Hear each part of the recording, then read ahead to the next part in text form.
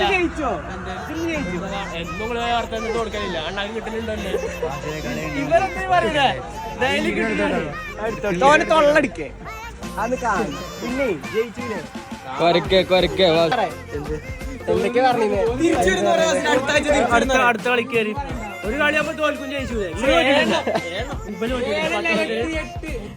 Last ഗോളാണ് 8-8.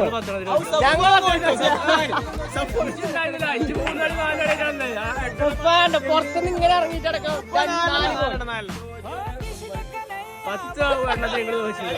Salman 2 goal കണ്ടിട്ടില്ല. എന്തൊക്കെയാണ്